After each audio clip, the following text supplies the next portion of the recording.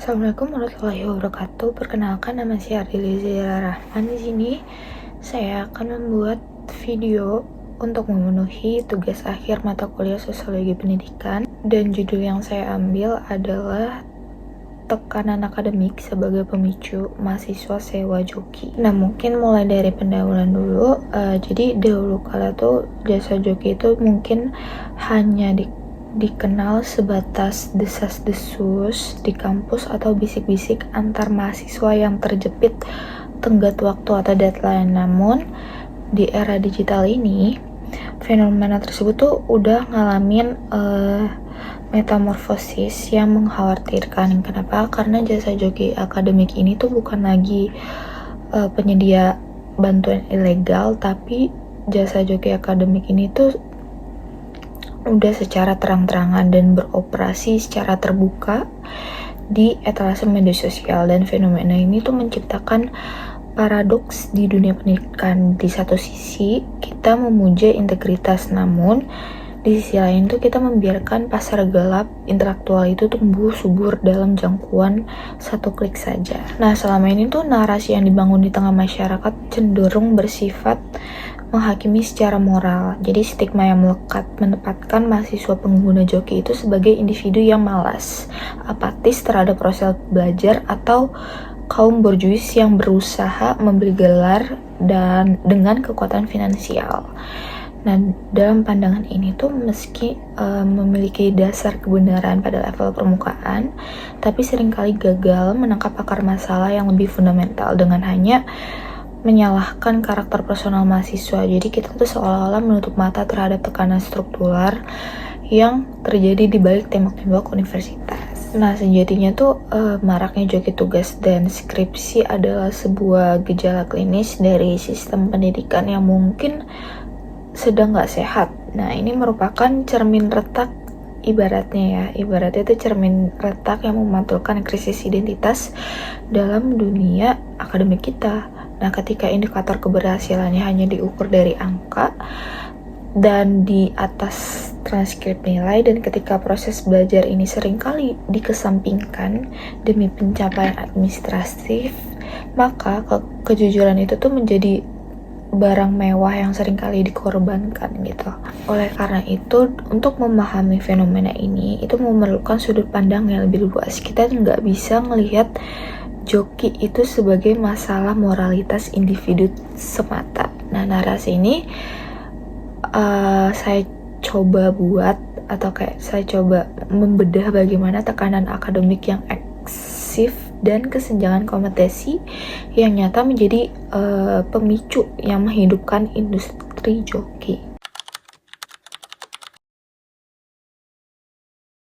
Nah, ketika kita berbicara tentang joki tugas, kita nggak bisa melepaskan diri dari lingkungan yang membentuk perilaku mahasiswa tersebut kan. Nah, jadi seringkali tuh keputusan itu untuk menggunakan joki itu tuh bukan lahir dari keinginan kita semata, tapi melainkan sebagai mekanisme pertahanan diri terhadap tekanan eksternal yang melampaui batas kapasitas mahasiswa.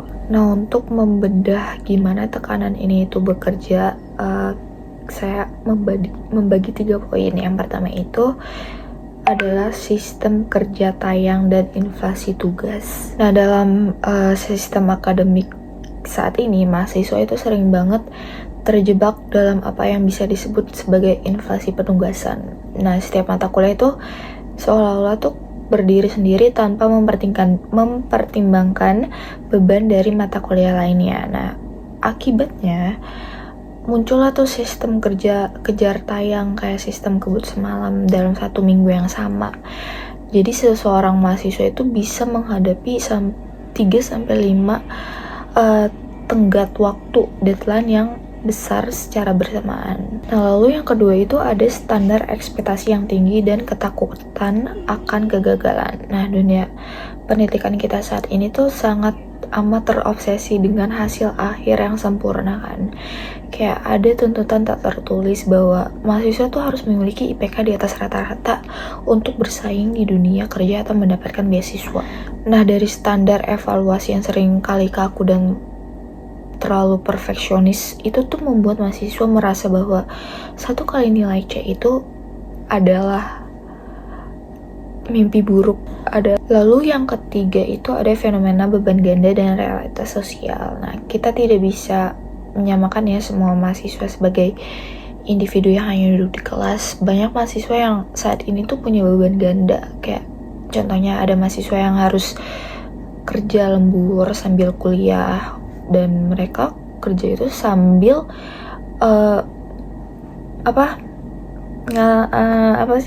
nambah-nambahin duit atau kayak bayar uang kuliah misalnya. Dan juga ada yang jadi tulang punggung keluarga, dan juga ada yang terjebak dalam tuntutan organisasi kampus misalkan di BM gitu. Nah, padahal tuh energi manusia itu kan terbatas. Kayak ketika waktu mereka udah habis untuk bertahan hidup atau menjalankan kewajiban lain, energi untuk melakukan riset skripsi, misalnya skripsi yang mendalam itu tuh jadi rumit, jadi habis, jadi mentok pikirannya. Nah, bagi mereka tuh joki bukan jalan untuk bermalas-malasan, tapi cara agar mereka tuh tetap bisa bertahan di sistem perkuliahan tanpa harus kehilangan pekerjaan atau tanggung jawab sosial lainnya gitu. Nah, tekanan-tekanan yang tadi itu menciptakan lingkungan di mana hasil akhir lebih dihargai daripada proses berdarah-darah beneran. Kayak selama sistem pendidikan kita masih merayakan angka di transkrip nilai lebih tinggi daripada kejujuran dalam berproses, maka tekanan luar ini akan terus menjadi bahan bakar utama yang makin ada gitu. Industri jokinya itu malah makin banyak tersebar di media sosial. Nah, lalu sekarang kita akan ngebahas faktor internal dari sisi kapasitas mahasiswa. Tadi kan dari eksternal ya, sekarang kita bahas yang internal ya.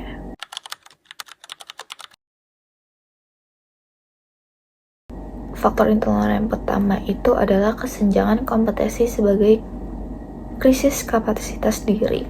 Nah, jika tekanan akademik adalah beban dari luar, maka kesenjangan kompetensi adalah hambatan yang datang dari dalam diri kita. Jadi kita harus mengakui sebuah realitas pahit ya. Banyak mahasiswa yang secara administratif sudah berada di tingkat akhir, namun secara substansi belum memiliki persiapan yang cukup ya untuk bergulat dalam pendidikan gitu. Nah, joki tugas dalam konteks ini tuh bukan lagi sekedar pelarian dari kesibukan, melainkan bentuk dari pengakuan atas ketidakberdayaan diri. Nah, tadi kan poin pertama tuh tentang krisis kompetensinya. Nah, ternyata krisis kompetensinya itu tuh punya 3 pilar utama. Yang pertama itu ketidaksiapan menulis, ilmiah, dan literasi yang dangkal. Jadi mereka itu mampu membaca tetapi tidak bisa terbiasa melakukan sintesis literatur. Nah, mereka itu memiliki ide tetapi tidak tahu gitu gimana menuangkannya dalam struktur penulisan ilmiah yang sistematis, logis, dan juga metodologis. Nah, lalu yang kedua itu ada kesenjangan komunikasi dan tembok dengan dosen. Nah, faktor internal yang ini nih seringkali itu dipicu oleh hubungan yang tidak harmonis antara mahasiswa dan juga dosen pembimbing gitu. Jadi ada jurang komunikasi yang lebar antara mahasiswa yang ngerasa takut, sungkan, nggak enak, atau justru tidak mendapatkan bimbingan yang secara substansif gitu. Seringkali instruksi dosen tuh dianggap terlalu abstrak, sementara mahasiswa itu terlalu malu-malu untuk bertanya. Jadi nggak ada yang mau gerak dan akhirnya terpaksa untuk menjoki. Nah, lalu yang ketiga itu ada mentalitas jalan pintas di era kecepatan. Nah, artinya kita tuh hidup di zaman dimana segala sesuatu itu bisa didapetin dengan mudah gak sih? Kayak dengan satu klik aja kalian tuh bisa mesen joki dan kalian tinggal bayar, ya udah joki kalian tuh ngerjain tugas kalian. Nah, budaya on demand ini secara nggak sadar tuh ngebentuk pola pikir mahasiswa bahwa proses yang lama, membosankan, dan melelahkan itu seperti kayak riset dan revisi berkali-kali, yang dimana hal itu sesuatu yang tidak efisien. Kesenjangan kompetensi ini tuh menunjukkan bahwa ada mata rantai yang terputus dalam proses pendidikan kita. Jadi mahasiswa itu mungkin aja akan lulus secara formal, tapi itu secara intelektual mereka ya itu mengalami stunting gitu. Jadi selama kompetensi dasar seperti berpikir kritis dan menulis ilmiah nggak benar-benar dikuasai oleh mahasiswa tersebut selama menjalankan kuliah, maka ketergantungan pada pihak ketiga, yaitu joki misalnya, akan selalu menjadi suatu godaan.